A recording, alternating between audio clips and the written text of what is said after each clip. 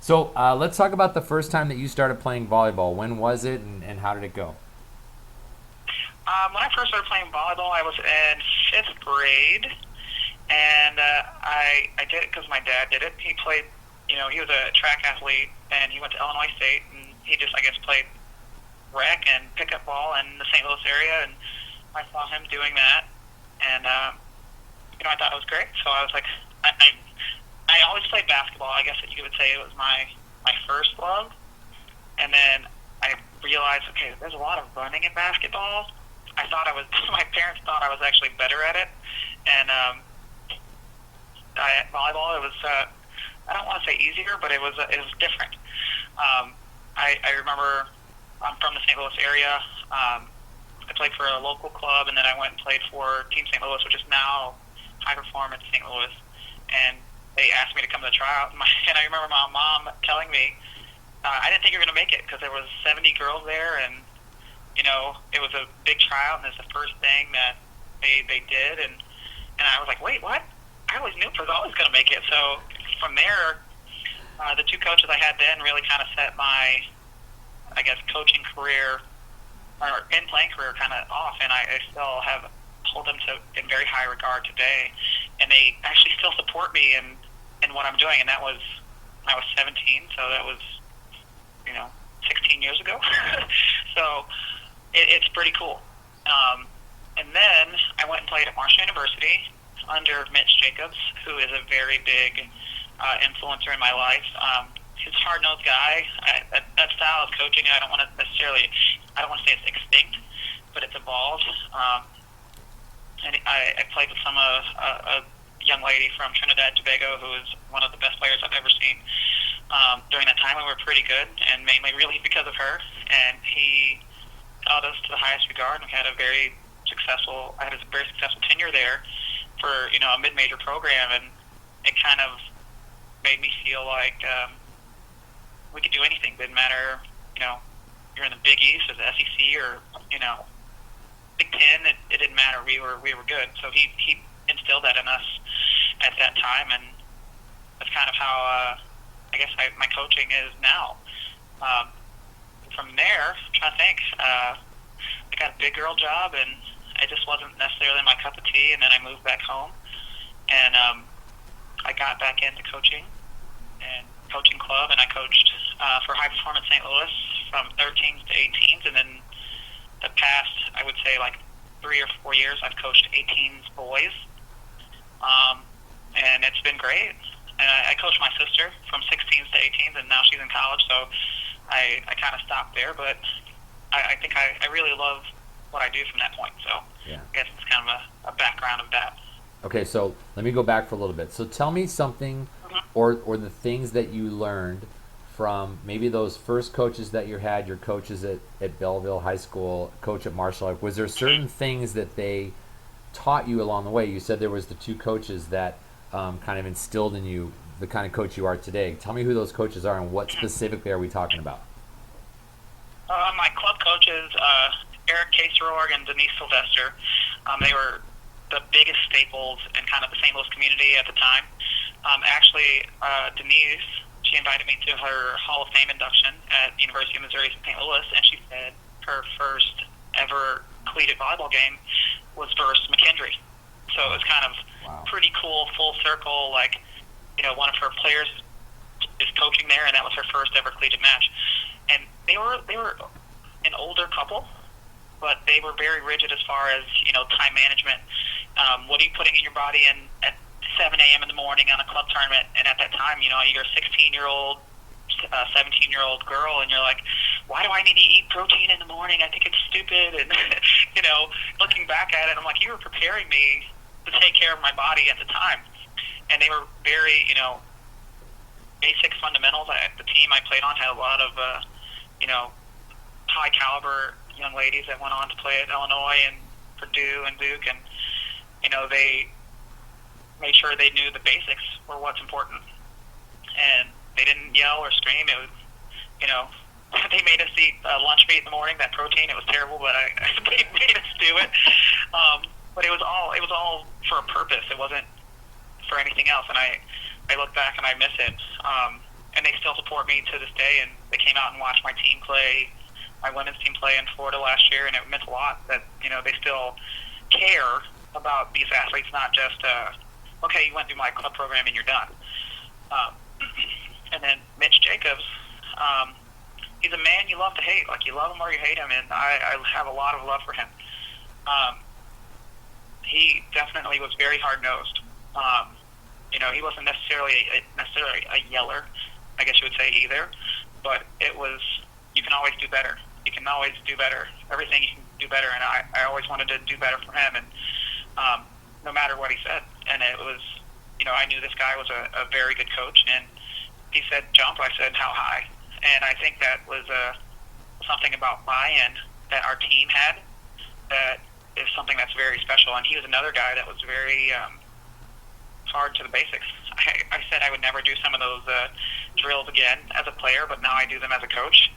And I hated them then, and I'm pretty sure my players hate them now, but they gave me a good baseline foundation of my career. And I asked him for advice a lot. And actually, the men's team played at University of Charleston last year, and he had us out, and we watched a basketball game at my alma mater, and introduced himself, and he's still coaching there. And I thought that was really special to me. And Marshall young ladies still know who I am, and they came out and watched the boys play. So, again, another coach in my long career, I guess, that cared about my success as a player and as a person. And you have to be a certain type of person to deal with those kind of expectations. I was always very confident in myself. I might not have been the tallest or the strongest or the most skilled, but I knew I was good. And he never questioned any of that. He didn't say, hey, you're only a 6-foot middle, you can't compete against her. He was like, yeah, you got it, you're the best. So I think that was something that is very prevalent today in the men's program and the women's program. Yeah. So those are definitely 3 people that have had a large influence as far as when I was a player on my career. So you were coaching club, and take me through the McKendree timeline, because it's kind of there's 2 things that stick out. One is that you started the men's program from scratch, and B, you were actually coaching the men before you were the head coach of the women's program, I think. Yeah, so talk about that timeline. So I started out at McKendree as the assistant coach for 2 years with the women, and they were in a transition from NAIA to D2. And I think that happened over a course of like 3 or 4 years. And they knew I had background in coaching boys club and helping out at an NAIA program on the men's side here. And they wanted to try to grow their sports. And we have 32 sports here at McKendree. So they're like, hey, how do you feel about starting a club program? I'm like, yeah, that sounds great and cool. That sounds wonderful. And the more and more diving into it, and after talking to a couple coaches, a huge supporter of us getting into the MIVA was Dan Friend, who was at Lewis. And he's like, why wait? Do it now. And he has basically been great the whole time. As a competitor, that's very rare. But he pushed, hey, you should go to the MIVA right away. So that went from, hey, we're going to do a club, to now you're going to be competing in one of the best conferences in the country. So that first year, and then the first year of the men's program, I became the women's head coach. And so I was head coach in both. And then that was their first year, and I think 2014, I believe. Yeah, I think that's it. And we got in the MIVA this next year, the second season. And that's kind of all she wrote from there. And it definitely helped with recruiting, because, kids can go anywhere in the country and play club volleyball and go to the school of their choice. But now that it comes down to a conference, you're playing in the MIVA versus Ohio State and Lewis and Loyola and, Ball State. That makes things differently. They want to compete at the highest level. We had 17 freshmen coming in, no transfers. They got beat up pretty good as young babes at the time, and for some reason they listened to me and said respect the process, and they bought in. And it definitely wasn't an easy ride, but it's pretty cool to see them now full circle saying, yeah, I'm glad we listened at the time, even though we didn't see. There was no light at the end of the tunnel at that point. It was still, hey, we're getting beat up. Yeah. But in year 2, we won our first MIVA game. And that was like, okay, this is second year. Now we're winning. We won a MIVA game. Now it's year 3, and from there on. So it's been a very fast. I had my first graduating class. It was very bittersweet because I have a lot of love for those guys, and I thought they'd never leave, but now they're actually gone, and it's a little sad. So now I'll have my next graduating class next year. So it's different. It's very different. I want to go back to that first year for a second because, like you said, you're sort of getting your head kicked in. You're dealing with all freshmen. Yep. And what are you telling them after every match to keep them locked in, to keep them geared in? Knowing that year 2, year 3, year 4 is going to be better, but the youth is not necessarily patient. And so, what are you telling them that first year? I think they knew I was going through the trenches with them. I would work out with them. I'm running with them. Lots of one-on-one conversations with myself and my assistant. Just keep reassuring.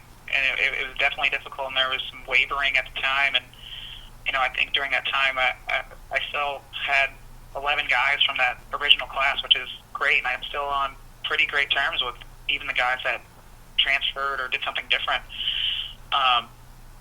That it was just respect the process. Our schedule is getting better. Like, hey, guess what? People recognize that we're getting better, and it's a positive. You're not getting swept anymore. Now we might have lost, but hey, now we're losing in 5 instead of 3. It was definitely difficult. But the fact is that I put in a lot of time, and my assistant, for that matter, a lot of time off the court to just make sure that they know that they were cared about, not just as players, they were cared about as people, and that was huge. And they stuck it out. Tears, hugs, difficult issues. Like, they definitely saw that it wasn't just you're another player coming in and out of the office. They're part of my family. They know that we care. So that's definitely something that's huge here. I want to get to the meat and potatoes because this is what I think a lot of coaches are interested in. You are literally one of the few people in the entire country, I think, especially women, that are coaching the men's and the women's program at your school. Mm-hmm. And we are always talking about in USA Volleyball and beyond the difference between coaching men and women, and we brought it down to little simple cute phrases and things like that. But I want you to tell me how at McKendree is, for example, how's practice different for the men and the women? Or is it? There's little variations as far as like skill items. Like, they do basically everything the same. The girls run a bic, they run a D-ball, same way as the guys, except the guys aren't running a slide. I think that's pretty much it. The girls don't roll, they dive just like the guys. So all those things are very similar. We do. I know a lot of, I guess, camps and stuff. I've worked with different coaches. The girls play a lot, which I've seen in different programs that it's mostly drill. I'm like, okay, we're going to drill a little bit for maybe if it's a 2-hour practice, we're going to drill for an hour, and then we're going to play. We're going to compete, and that's definitely a lot of people. I think in USA think, oh, the guys just roll the balls out and let them go. I'm like, no, there's skill focus, but the emphasis, at least for myself and a couple coaches I've worked with, is you need to compete and apply those focuses. Discipline-wise, the girls, it's they see that I'm disappointed.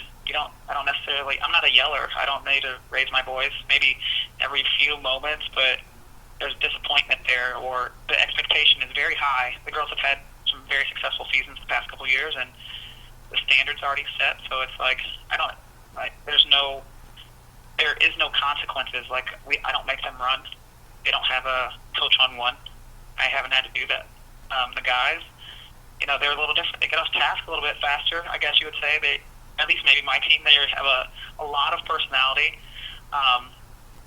but there's not a lot of consequence with them either. Maybe year 1 and 2 because they were so young. I rarely have to raise my voice with them, but I think it's all about posturing and how you present yourself and what are you saying. I remember telling another young female coach that I was asking questions like, how do you do it? I'm like, well, if I say the sky is green, they're going to believe the sky is green because I believe it. It doesn't matter that it's not true. It's the confidence behind what I'm saying and how I carry myself. I think that's a huge point. I'm not going to second guess myself. I hate to say the analogy. It's like, dogs smell fear. Like young guys, they're going to question you. They're going to challenge what you say, which girls do in a little bit of a sense. But even if I'm wrong, I'm not afraid to admit that I'm wrong. Or if they don't agree, we'll agree to disagree. But this is how it goes. I phrase a lot of this isn't a democracy. This is a dictatorship. And you can like it or you don't. I don't have any gray area in either gym. It's you're in or you're out. There's no, okay, well, possibly. As soon as another player will say, well, I was, no, then that means you're out. And I think they respect that from each other. I think they respect that from me. And the guys get the same kind of disappointment. I'll get mad, and next thing you know, I'll have a young man, standing next to me like, hey, you okay? Are you okay? You fine? Yeah, I'm okay. I'm not mad. I'm just play better. They're very attentive. It's pretty cool. They hold the door for me. They help me with my bags. Wow. They're learning how to treat a woman in power, and it's pretty cool because I've never had a single issue as far as me being a female coach, which a lot of people obviously ask. I've never had a single issue ever. Wow. Because you can't back down. You can't back down from a challenge. You can't back down from, someone questioning you. Even if you're wrong, I'm not going to back down from anyone. I might be nervous, and that's another thing I tell the guys a lot as well. Like, I might pretend that I'm not scared or I have fears or different things like that, but I do. I have a lot of fears. It was very difficult year 1. No one knows who I am.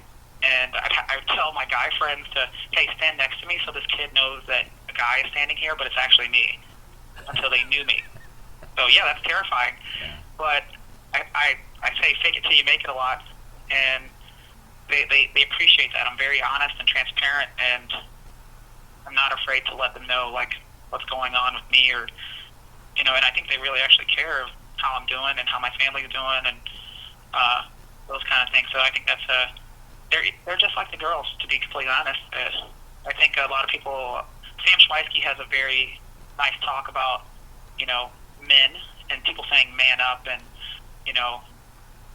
don't be like a girl or things like that. Guys come in the office and they cry. They need just as much compassion. They are very unsure of themselves. They have confidence issues just as much as the girls, except for that's not going to be shown to everyone. It's going to be shown behind closed doors, and they want to know that everything's okay, and they want, someone to tell them it's going to be all right, or it's the same concept, same everything. It's portrayed differently from them, and they try to be macho about it, but then I'm like, no, I can see right through that. It's fine.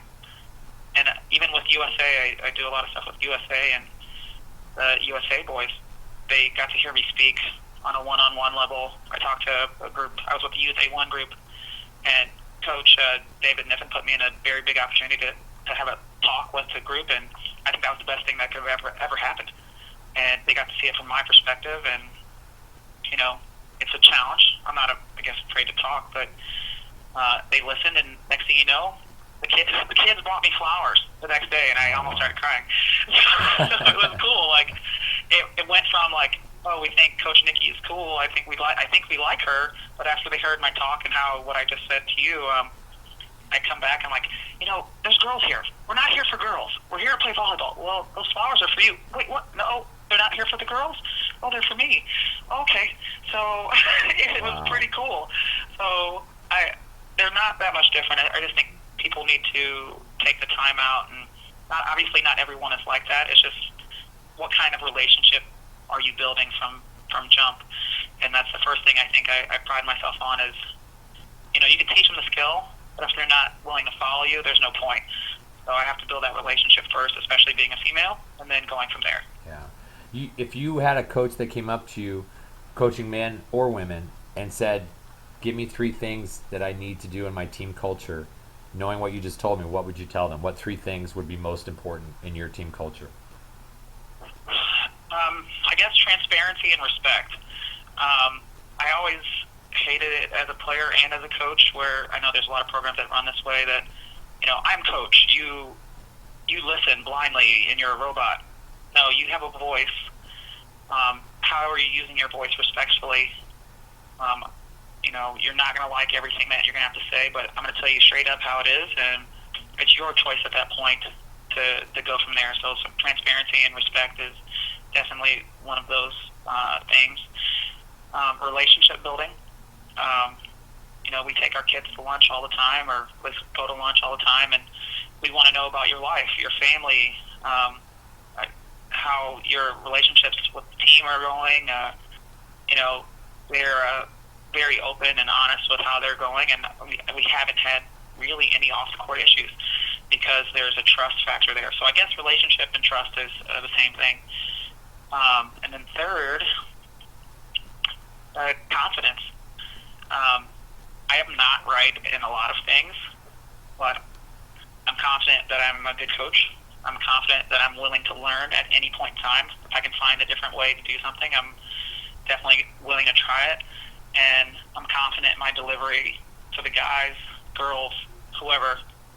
And again, it might not be right. It could be right, but I know that I'm open to saying I'm wrong. I'm open to trying something new. So, yeah, those would be my 3 things, I guess you would say. What as a coach do you think that you need to improve on the most? As a coach, getting myself out there. I think I have a lot of friends that say that people want to hear what I have to say, and I don't believe it.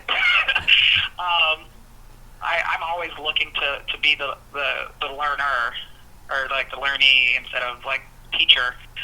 I'm always trying to learn. I think just kind of putting myself out there as a coach to maybe mentor a little bit more, talk more, those kind of things. It's another, I guess, scary thing of mine. I'm like, nobody wants to hear what I have to say. I'm not that important. Nobody knows who I am. It's fine. But I guess that's not necessarily true sometimes. So I definitely, that's one of my things that, as a coach, I definitely want to get better about. Yeah. It's such a tiny sorority that, women coaching men's collegiate volleyball. Do you guys, and again, we're just talking about a handful in the entire country. Do you guys talk? Do you guys go back and forth? Do you guys, is there like a little sorority between you guys, or is it just, like normal coaching, cross paths? It's starting to get there, I guess, because I've gotten a couple calls from a few women, and it's funny when you see them out there. You go up. I always try to go and say, "Hey, how you doing? Like, what's going on?" Or introduce myself. And they do the same thing. So I guess you could say it's getting like that. At USA a couple of years ago, I roomed with Deb Schlosser. She was at Kane, and I think she runs a B3 program, Arcadia, right now. And she was great, and she picked my brain a lot. And I've talked to another young lady at Mount St. Joseph's that she was great, and we talked on the phone, and I'm always willing to, have those one-on-one conversations, but there's so few of us that it's like, as soon as you see someone, you're like, "Hey, how you doing? I'm Nickie. Nice to meet you." Like, gotta put yourself out there. At least I think that feels cool, because I definitely know how it felt, especially the guys are such a fraternity, and it's much different than women's recruiting, and everybody's super open, and, "Hey, I'm recruiting this kid," or, it's really different. There's a lot more conversation and camaraderie that it can be a little intimidating, especially if you don't know any of those people. So definitely trying to make sure, like, we at least reach out and, "Hey, here's my number. Anytime you want to call, like, it's cool. That sounds great." So we're trying. We're working on it. Yeah. People listening to this are going to have another big question, which is, how do you balance all this? And I think you have 2 kids, correct? Yep. Yeah. Yep, So that's how do right. you balance a men's program, a women's program, recruiting for both, practicing seasons, and two children? How superhuman are you? A lot of Starbucks, some Red Bulls. Um, uh, no, let me think about that. I have a great staff for one. McKendree, the school itself, like is actually like a pretty cool family. The AD was super supportive. My president, I sat next to him on the plane. I was going to adult nationals, and he was like, "If you're in the championship, I'll come watch you play." So, how many people's presidents talk and want to sit next to them on the plane? I think that's awesome. They give me a lot of room for growth and to do what I need to do for my family. A lot of color-coded scheduling. I get a text message at 8 a.m. of my agenda, so that also helps. My daughter is 9, and my son is 7, and he is high-functioning autistic, so that's also another challenge. And so they live in the gym. We actually have a volley tots camp tonight that my daughter will be at, so she's not going to have some time off. But it's all about balance. My family is great. They live here. I'm from the St. Louis area, so they also obviously help out a lot. And they understand what I have to do. And to be successful, my mom she's a boss. She works at Boeing, and she's the best at what she does, and she's not going to take any crap. And she's like, "Well, do what you have to do. You got to be the best." I'm like, "Okay, whatever you say, Deborah." So that works out great. So I have a very large support system, from administration to my staff to my family. I do USA every summer. There's a lot of things that I have going on.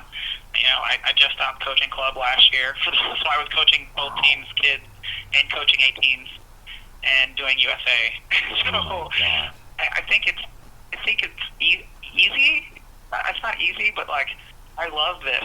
I love what I do. I love the teams. I love USA. I love the 18s boys that are figuring themselves out and they're getting ready to go to college. And my daughter gets to see. She has 40 friends that play volleyball, and she wants to come into the matches. And she cried when the women lost in the championship. Like it's great. It's a different kind of atmosphere.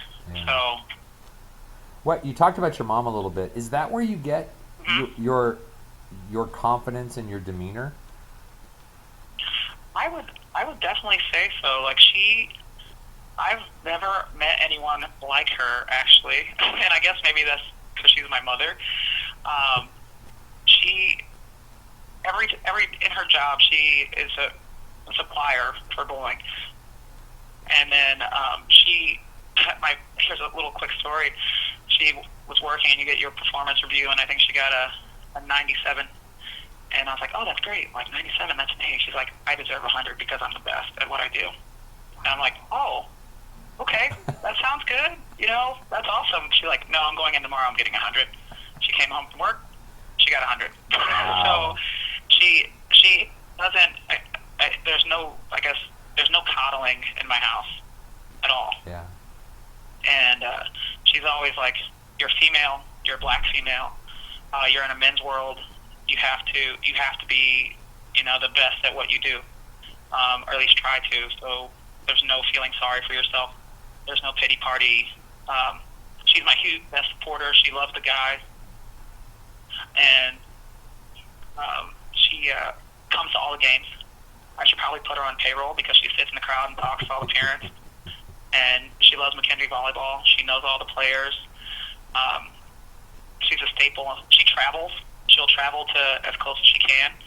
I'm like, "I'm not playing anymore. I'm coaching." She's like, "Well, they're playing, so this works out." I'm like, "Okay," but it's her way or the highway, and she owns it. So I can see where it comes from. Yeah, for sure. So last question. I've noticed the times that you've been at Grand Canyon, and I've seen you 3 or 4 times, I think. But you always wear high heels coaching. You're the only person I know that wears high heels coaching. Although I don't know too many. Like I said, most of the women coaches I know wear flats. But is there a reason for that? Is there is there a certain, you like looking guys in the eyes when you coach them, or is it just fashion? There's multiple reasons, and that is definitely one of them. I do not like them looking down at me at all. Even though I'm probably in my heels and with my fro, I'm probably about 6'3", 6'4". So they're still gonna look down, but it's better. Even in recruiting, I guess it started from when I started. Like, I want to be noticed. Any guy can wear a pantsuit. Anybody can wear a tie, but they're not gonna wear a dress. They're not gonna try to look nice. Like Deborah, she does a lot of my shopping. She's like my stylist, and she makes sure, like, you need to look the best. You need to make sure people notice you, and that your impression is your whole thing. Like, that's who you are. They're gonna know you for who you are. You don't know how many people have like, those heels. You're the coach for the heels. I'm like, yes, I am. I'm glad you noticed. Even when recruiting, I'll wear heels. I'll try to look nice. Like, the guys wear wind pants and polos. I'm like, I'm not gonna wear polo. I'm gonna make sure you know that I'm here. I will not let you know that my feet hurt, but you're gonna know that I'm in the gym. And that's how, if people know where McKendree is, or even if I can get them to ask where McKendree is, I think it's a success. Because it's still, we're still growing. This is year 5, I think. Yeah. So if I can get them to ask, or, hey, this mom wants to know where I got my heels from and then know where at college I'm at, I think that's a success in my book. And even the same thing with coaching. Like, the guys, it's funny, they'll give me a hard time because I'll haven't changed it in between before the match starts. They're like, are you wearing that? I think you should go change. I'm like, okay, God, okay, I got it. I'm gonna go change now. So it's a staple. I think I wore pants twice this year, and that was like, okay, this is different. And I don't wear the same thing twice in a season, too. Wow. So that's another thing. Thanks, Mom. She buys a lot of my dress clothes. Wow. So yeah, I'll only wear it once a season. And if I lose in it, I probably won't wear it again. Or it depends how bad I lost in it. Yeah. Let's just say that. Coach, I appreciate your time. Thank you so much for talking to us. I really, really appreciate it. All right, no problem. Okay. Thanks.